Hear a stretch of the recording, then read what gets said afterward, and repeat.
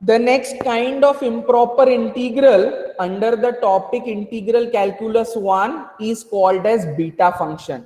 In the previous classes, we have talked about gamma function. In general, it is denoted by gamma n, and it is also referred to as an improper definite integral. Also, you can call it as the integral of Euler's kind, Euler's second kind, right? It is also called as Euler's integral or Euler's integral of the second kind. Beta function is called as Euler's integral of the first kind, right? So beta function, how it is defined? Also, this is also an integral, a definite integral, not an improper integral. But yes, here it is also a definite integral, and we see what parameters are involved in the beta function. Beta function is also known as Euler's integral of the first kind for m and n as positive constants. Beta function is denoted by beta mn. The symbol used for denoting beta function is beta mn. Beta mn means m and n are positive constants and is defined by beta mn as integral 0 to infinity x to the power m minus 1, 1 minus x to the power n minus 1 dx. One variable is x, whose power raised will be m minus 1. Other term is 1 minus the variable, whose power raised will be n minus 1 in a proper sequence. Whole integration with respect to dx, we get the definition as beta mn. The right hand side integral converges for both m and n greater than 0, means m should be positive greater than 0, n should also be positive greater than 0. In that case, I denote it by beta mn, and it is defined as beta mn is equal to integral 0 to 1 x to the power m minus 1, 1 minus x to the power n minus 1 dx. So this is how we try to define Euler's integral of the first kind, which is also called as beta function. Now, as per the definition, it is a definite integral, right? Because one of the limit is 0, other limit is 1. I cannot call it as improper because infinity is not the domain for the region of integration, and therefore we just term it as definite integral, right? Unlike gamma function, it is not a improper, it is not an improper integral. Now, what are the different properties of gamma function? The first and foremost very important fundamental property is symmetric property. What the symmetric property suggests? Beta mn is equal to beta nm. Now you will say, just swapping the position, how it is? I told you that how it is to be taken in the sequence beta n comma n, variable to the power m minus 1, 1 minus variable to the power n minus 1. That is how we try to define beta mn.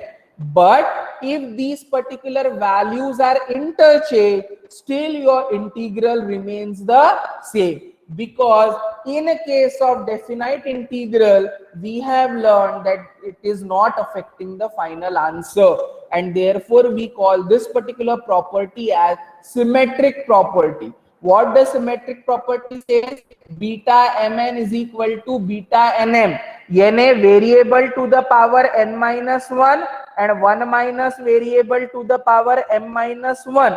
If this is also the structure, still you can call it as, or still you can refer it to as beta function, that is beta nm. It will be written as beta nm. So consider LHS, that is beta mn. We try to prove it as equal to RHS. By definition, beta mn is integral 0 to 1 x to the power m minus 1, 1 minus x to the power n minus 1 dx for m greater than 0 and n greater than 0. Now I want this power as m minus 1 and I want this power as n minus 1, right? So put 1 minus x is equal to t. So 1 minus t will be equal to x, minus dx is equal to dt, dx becomes minus dt, limits are x when x is equal to 0, t is equal to 1, when x is equal to 1, t is equal to 0. तो क्या हो जाएगा, integrals 1 to 0 1 minus t to the power m minus 1 t to the power n minus 1 minus dt. Minus can be absorbed over here by changing the position or the limits of integration. So 1 to 0 will become minus times 1 to 0 t to the power n minus 1 1 minus t to the power m minus 1 dt. Minus times 1 to 0 become 0 to 1. So we are left with variable to the power n minus 1, 1 minus variable to the power m minus 1, and accordingly you get the definition of beta function, but the sequence is nm. So in general, beta mn is equal to beta nm. This is what we call it as a symmetric property. So in the symmetric property, we try to show that position or the sequence mn can be written as nm by proper substitution. So how I started with the proof of this, 1 minus x is equal to t. So x becomes 1 minus t. Accordingly, take the derivative, simplify it, limits ko change karo appropriately, use the property of definite integration, and try to get the desired result. So the very first and foremost important fundamental property is beta mn is equal to beta nm. Second, as we were discussing that definition of beta function is a case of definite integral, but I cannot term it as an improper integral. Why? Because one of the limit was not infinity. But with the given definition, I can try to express beta function as an improper integral. So expressing beta function as an improper integral, we have the property statement as show that beta mn is integral 0 to infinity. One of the limit is infinity. X to the power m minus 1 upon 1 plus x to the power m plus n, which is equal to integral 0 to infinity x to the power n minus 1 1 plus x to the power m plus n dx. See, any one is obtained using symmetric. Replace n by m. So here you get x to the power n minus 1. M and n are interchanged. Symmetric means m and n can be interchanged. So you are getting the same one. So any one can be obtained. You can prove it for the other, or you can write it for the other. So as the result is expected in the variable x, I consider the given definition of beta function in the variable t, so that proper substitution will help us to get the simplification. Now देखो यहाँ पर in the denominator I am seeing the term 1 plus x. In the denominator the term is 1 plus x, so I can have the substitution 1 upon 1 plus x, so that it is introduced in the denominator, and then we can appropriately change the other term. So by definition of beta function, beta mn is integral 0 to 1 t to the power m minus 1 1 minus t to the power n minus 1 dt. So put t is equal to 1 upon 1 plus x.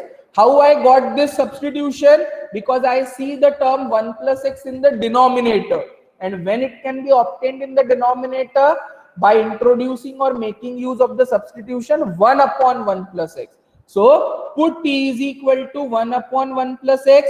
1 minus t will be 1 minus 1 upon 1 plus x. Simplification by taking LCM will give you x upon 1 plus x.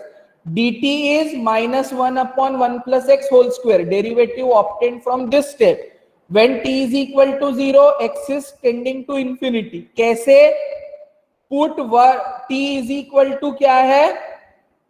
1 upon 1 plus x, right? So this will be 1 plus x is equal to 1 by t, and x will be is equal to 1 minus 1 by t. So accordingly आप अगर t को 1 put करते हो तो 1 minus 1 0, and when t is equal to 0 it is infinity. So limits are changed as infinity to 0, 1 upon 1 plus x to the power m minus 1.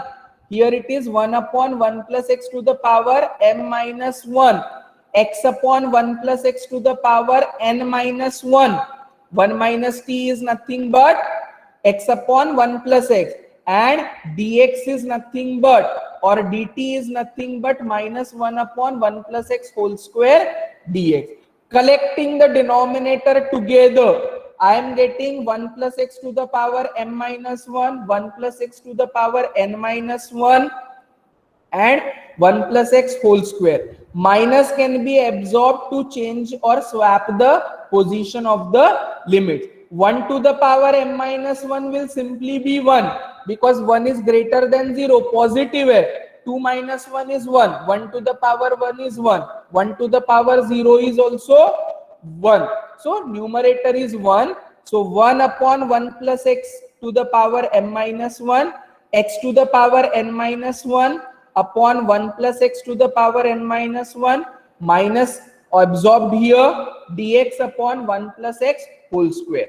So m minus 1 plus n minus 1 is m plus n minus 2, and plus 2 will give you x, only the term 1 plus x to the power m plus n, and numerator becomes x to the power n minus 1. So I am able to show beta mn as integral 0 to infinity x to the power n minus 1 upon 1 plus x to the power m plus 1 dx. I think this is what the given result is. By symmetric property, beta mn is equal to beta nm, and therefore n is replaced by m, or m is interchanged by n is interchanged by m. Beta mn is integral 0 to infinity x to the power m minus 1 upon 1 plus x to the power n plus m. N plus m is same as m plus n. So this is how we have proved one of the property which shows beta function as an improper integral. The next very important property is relation between beta and gamma function. Beta mn is equal to gamma m up into gamma n upon gamma m plus n. Whatever are the problems related to beta function, if you see, they are giving you just the integral. There is no particular value in that. So to obtain the value of the integral, I will express the given form into the definition of the beta function, and then use the relation between beta and gamma function. So what is the relation between beta and gamma function? Beta mn is equal to gamma m into gamma n upon gamma m plus n. M and n are positive. You can easily get the values of gamma function by factorial form, ya gamma n plus 1 as n gamma n, and we can simplify, arrive at a finite quantity or the constant value as the answer. So these were certain properties related to the beta function.